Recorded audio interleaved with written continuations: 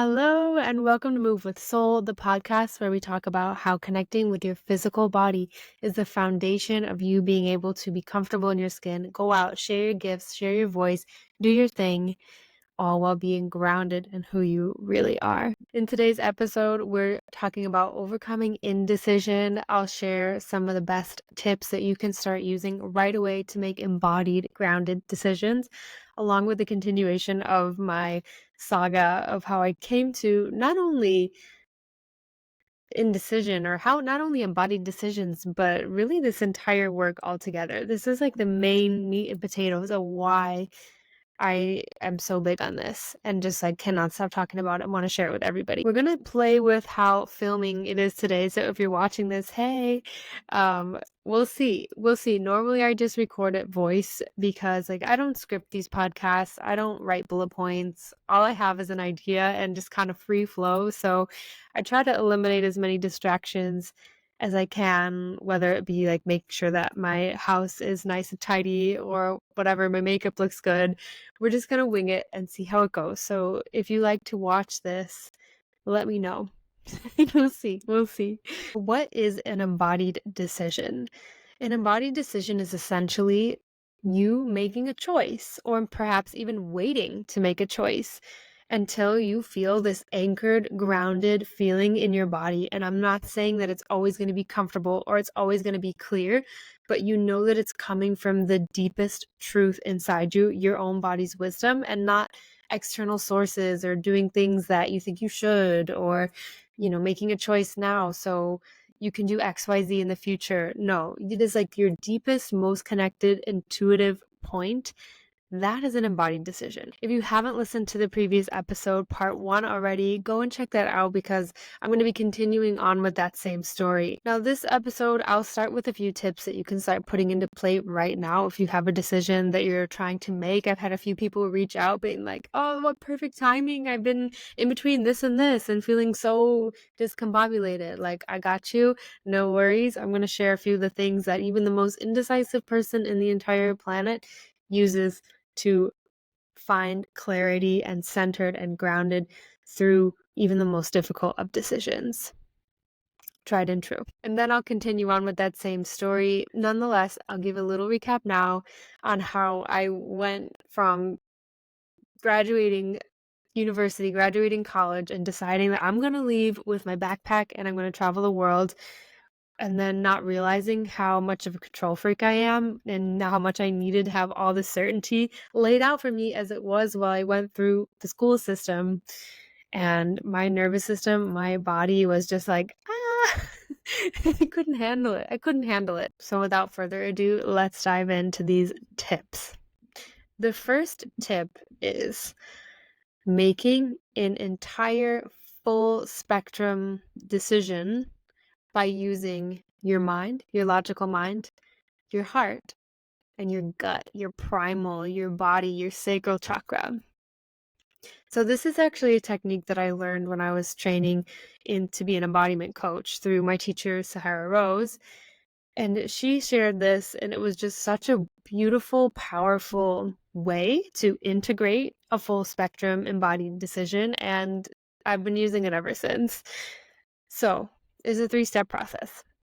So if you have your decision in mind, it might be helpful to kind of just like bring it forward, think about it for a second, and you can totally pause this and do it with me or save it for later and do it on your own time. Let's make up an example and let's do this together. So let's say you're a yoga teacher. You're in between 2 offers. You have the chance to teach at one studio in the city of Chicago, or you could teach at the studio out by the suburbs, right? So first you're going to have your mind. Now, your mind is that logic, and it's so necessary.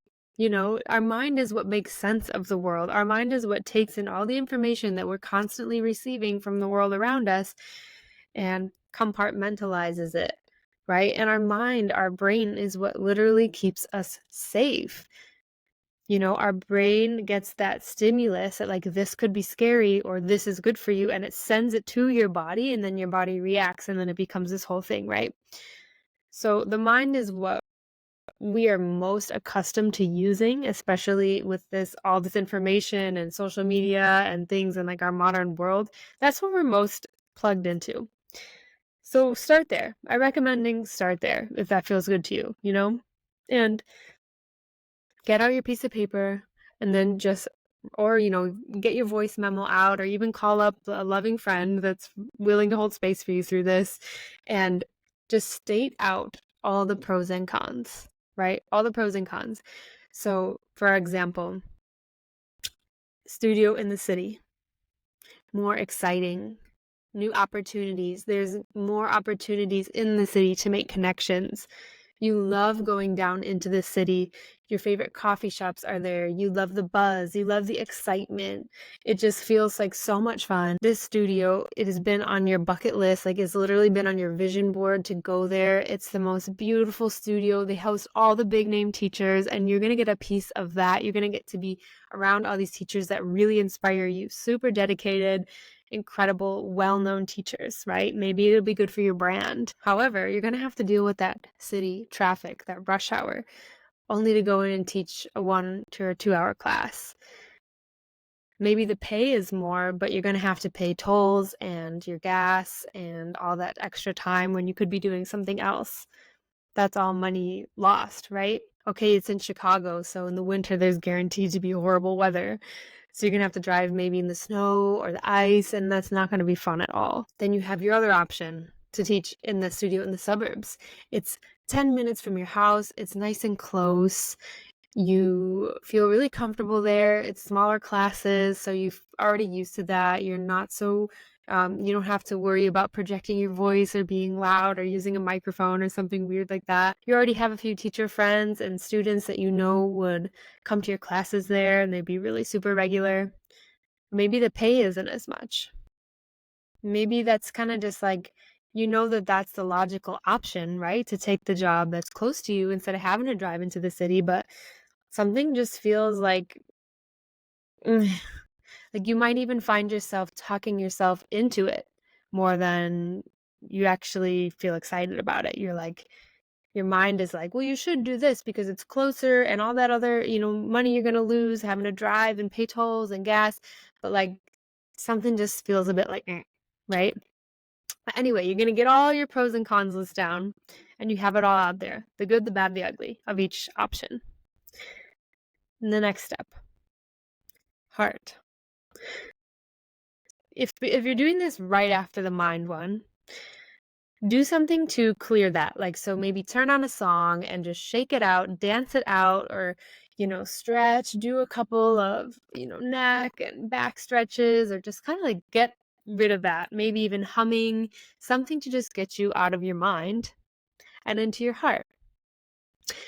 One of the best ways for me to do this, as someone who is really particularly heady, is to close my eyes, get into somewhat of a meditation, and just literally imagine all my thoughts coming down, dripping like honey from my head, down my throat, my jaw, and into my heart.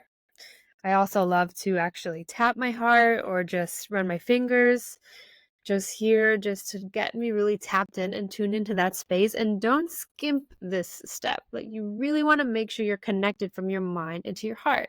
And if this is something that you struggle with, reach out to me, book a session, because this is exactly what I do with my clients, is help them get in touch with the different parts of their bodies.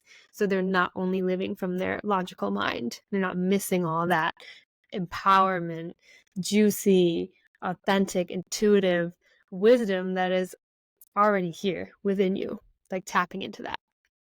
So making sure that you're getting connected to your heart. And then something I love to do, because like I said, I'm a wordy, heady person, so I love to journal it out or speak it out. But you do this in any way that feels really good for you. What you're going to do next is you're going to channel your heart. So whether that is just staying in a meditative state and listening, maybe you want to move and dance as you do this, maybe you want to write or speak or whatever. One thing that I love to do, and I literally will write this out on the top of my journaling page, I will say, thank you so much, heart, for channeling through me now. So whatever resonates for that. Thank you so much, spirit guides who love me unconditionally, for assisting me in tapping into and understanding the cues and what my heart wants. Your heart is that loving energy, that unconditional love, giving love, receiving love, that like excitement of, being in your truth, being in something that lights you up. Like that is your heart. Think about, and if you still want a little more heart energy, you want to feel like what that is for you, think about something that you love so unconditionally. So maybe your pet, and just like meditate on your pet or your partner or, your favorite place, your favorite beach, like something that you already know you love so much. Bring that into your awareness and really marinate on it, or look at a picture of it, or listen to a song or whatever, something that gets you in that same frequency so you can know that you're actually tapped in, right? Because your mind will want to still take over. See, the mind can be like a trickster. Like, it's not safe to listen to your heart. Notice that kind of stuff comes up. But anyway, let's keep going. So you're in your heart. What does your heart want to do? You can even notice if you put your hands on your heart and you bring that option, like let's say the studio in the city option, forward. Do you notice if you have this rising sensation, or maybe you start to move forward, just like, like your shoulders come back and you're like, yes, oh my gosh, my heart is just so lit up by this. Like I'm just envisioning all those connections and those people and having a bigger reach with more people in the city and just teaching bigger classes and just like, oh yes, yes, yes. And then, be with that as much as you can to get that information, and then bring to mind the other option, the studio by your house in the suburbs. And then notice, maybe your heart feels like, okay, that's nice too. Like that'll be nice too, Or maybe it starts to like sink and close a little bit, like, oh, or maybe it's the same thing as the studio in the city. Who knows? But just do your best to observe and allow it without letting your mind come in and take over and make sense. Like, oh, I must be feeling excited about this because of XYZ. Like, really try to just be in it. And again, if you need help with this, reach out and we can chat. And also, if you have any questions, please let me know, because I would be happy to make another podcast episode about them. Okay, so now we've done the mind, the heart, and the gut is next. Your primal, your instinctual, your sacral chakra. Your sacral chakra is where your lower, below your belly button, right? Like your genital area, your lower belly. And that is the center of pleasure, creativity, flow. And this is just my own opinion, but also tapping into that intuition. Yes, of course, the higher chakras are very connected with your intuition, but the lower sacral and root, it's like that primal, instinctual, what's underneath your thoughts, what's underneath your mind. So to tap into there, one of my favorite ways to do so is to circle the hips. Put on like a really fun, sexy, sensual song that makes you want to move your hips and just start to get tapped into that area. If that's not your thing, then you can do something like get out a piece of paper and just draw, freeform, tapping into your creativity. That's sacral, that's gut.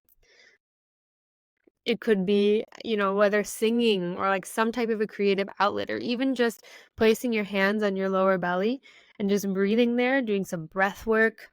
There's so many ways to tap into your sacral chakra. So just choose the one that's best for you. And then when you're really tapped in there and you're feeling sensation, you're feeling energy down in your lower abdominal area, your lower belly, your lower back, bring into mind, bring into your awareness this option city, option teaching you yoga class in the city, or whatever it is for you. Notice, is it like a sharp pulling down? Is it expansive? Is it free-flowing? What images come to your mind? What sensations? What emotions? Just noticing. And with the gut, with the instinct, it's like that first instinct. It's that first notion. That's what it is. And then the mind comes in, oh, but wait, but this is more fun, but this is closer, this is more money. It's that first thing, the very first thing. And then you'll bring in the other option and you'll find out, what does your gut say, right? And another pro tip, especially if I don't know a whole lot about human design, but I'm a manifesting generator. And for generators and manifesting generators, this is really helpful, but I also think it could be helpful for all types. So if you're a human design expert and you have some insight on that, let me know.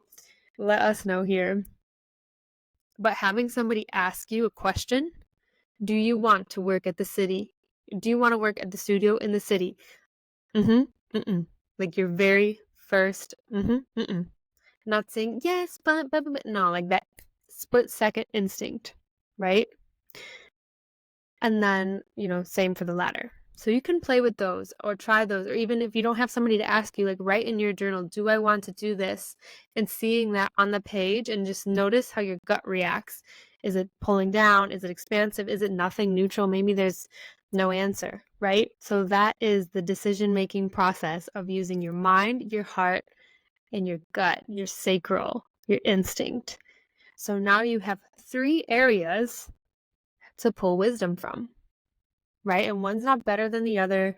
Your mind, logic is how we get through this life, the 3D world. Reason, is this a good idea? Is this a bad idea? Your heart is like that unconditional, pure source of energy within you.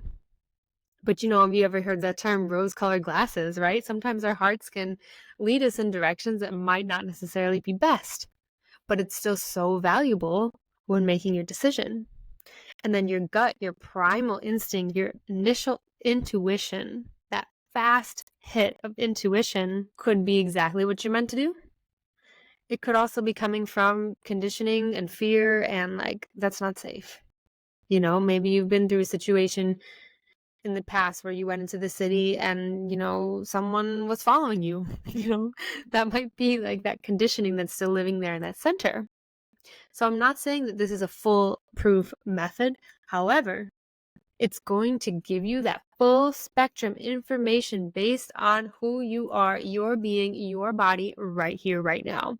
And that is pretty fucking powerful.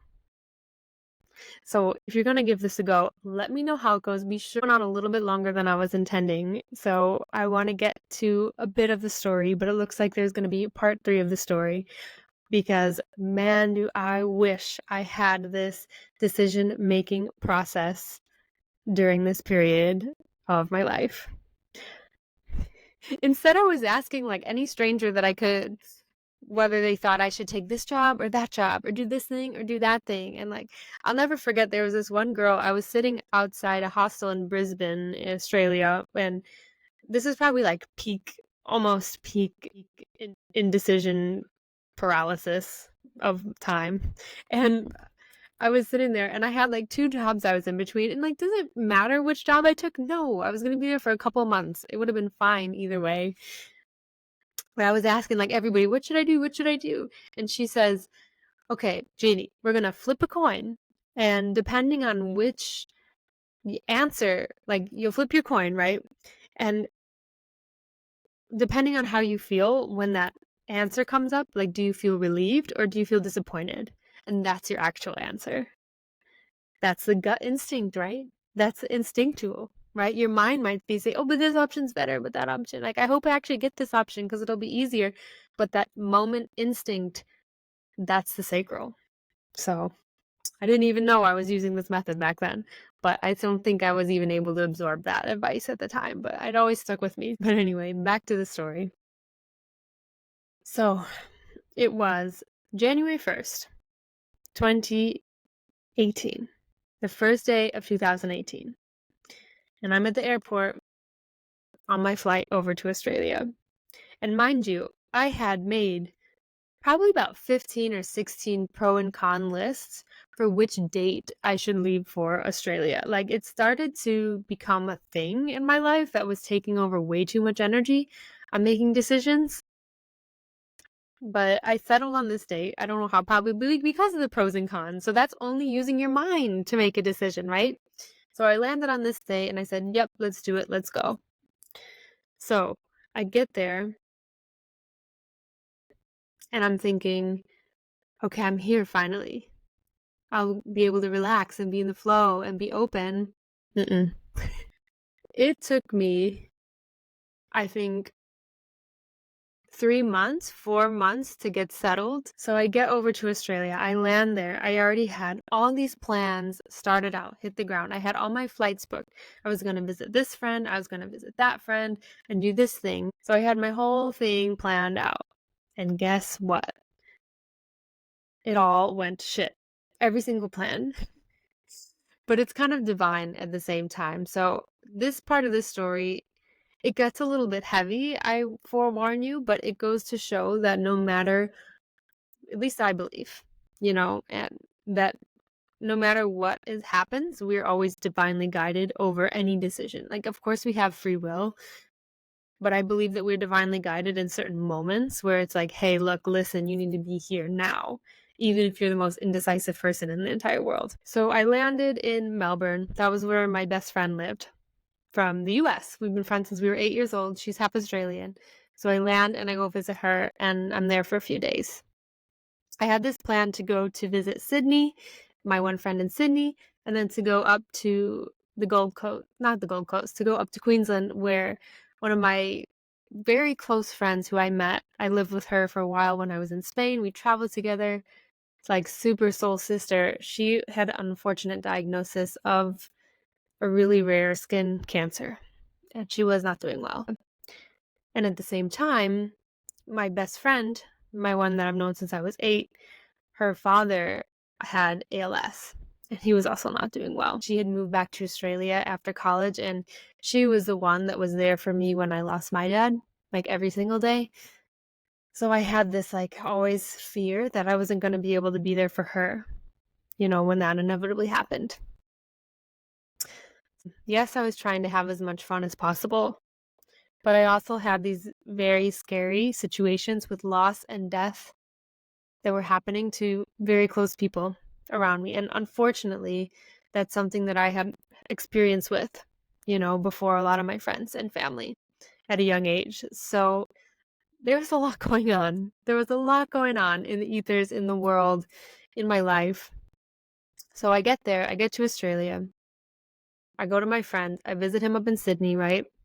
We do our thing, we go visit our other friend. And I think just like seeing all these people that I loved so sick,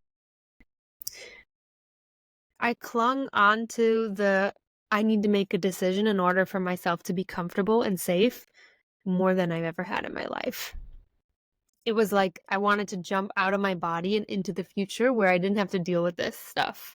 That was really sad and really painful. And it's like, that was my coping mechanism. Does that make sense? And this is something I actually had a lot of shame around because I felt like, wow, was I not capable of really just being there for people? But it was like a dysregulated nervous system way of trying to regulate, looking back. So yeah. So anyways, after all these things, and then I go and I visit the fourth person that I was really excited to see, where I had my rose-colored glasses on about them. We'll leave it at that. And it was such a bad time. Like, I was trying to get all kinds of jobs up in this place to be near this person, where my friend down in Melbourne was like, wow, I thought we were gonna, I thought you were gonna move in with me. I thought we were gonna do these things. I was telling, my friend who was sick at the time, like, I'm gonna get a job near you. So I was like telling all these different people that I was gonna go and live in all these different places. And, like, I really thought, like, it was like I was reaching and reaching and reaching, like, I wanna do this, I wanna do that, like, but really it was like, I need to find a plan so I can put my feet on the ground and then relax. But I was so ungrounded. I was grieving. It was bringing up past traumas of people that I've lost in the past. I didn't have a regular routine, so it all became about planning. And then I spent so much time. I spent most of the day scouring the internet for these jobs and these places and these interviews and setting up calls. And like, I had like 6 people thinking I was going to be in in 6 different places, people that I cared about, that just sent me up the wall. So now I'm freaking out, right?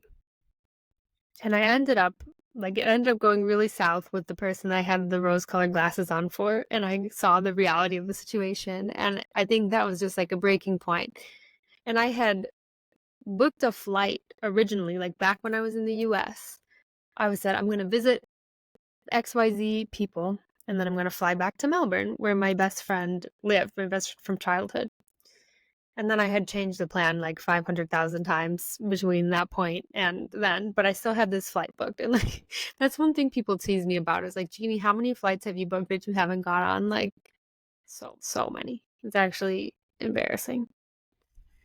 But it's all part of the process. It's all part of the story. But so I called her up and I was like, oh my God, like it just went so bad with this guy. And, I was just really upset about everything that was going on. And I said, I'm going to take that original flight back to Melbourne, back where you live. So I get there. I land in the morning. And she picks me up. We go to the river. We're having a good time. And she gets the call from her mom. We had to bring your father to the hospital. And he never came back. He never came home. That was where he passed and he transitioned. And it's actually just like all those years that I was worried. I'm getting the chills right now. All those years that I was so worried that I wasn't going to get to be there for my best friend with her, like holding her hand as she did mine when I lost my father to Alzheimer's disease when I was young. And I was there and I wasn't going to be there. And like all the pros and cons lists that I made about when I was going to go to Australia, when her and I had a trip to Thailand, but we had all these different kinds of days and plans and things. And then I had already rearranged the plans 17 million times when I got to Australia. But I ended up being there on that day. And I'll never forget that. So I'll continue the story next time. I'll carry it on because it gets a little bit lighter and more exciting. But this was the reality. This was how I ended up at a place where I couldn't trust myself and where I didn't know how to make a decision to save my life.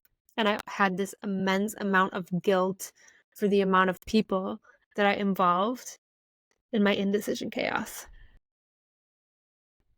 which is essentially the pathway as to how I really began working with the body on my own life and why I share it today. So I'll leave you with this. If you have some decision that you're going back and forth between, and you try this lovely exercise in the beginning of this podcast, maybe you have other resources. Maybe you're working with a therapist or a coach, and you're really coming to like what is the best, correct decision for you. At the end of the day, above anything that we can plan and come up with, we are so supported. You are so supported. You are so divinely guided. No matter what you choose, exactly what is meant to happen is going to happen. You don't have to be anything until you make a decision. You don't have to be anywhere until you make a decision.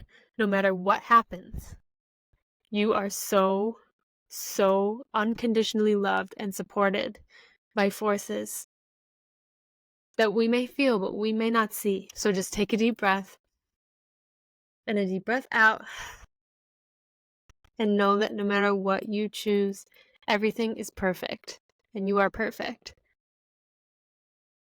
And if you choose, quote unquote, the wrong thing, there's going to be some cosmic force pulling you back, just like that asshole guy and, catching my original flight back. So thank you so much for listening to this saga, to this story. I hope that you're enjoying. I love to learn through stories, through hearing people's experiences. It's like the coolest thing ever. So please share yours with me. Share it in the comments or write me an email or message me on Instagram or TikTok. And you can find out more about me over on my website at Body and Soul with SOL.online. And I'll see you next week.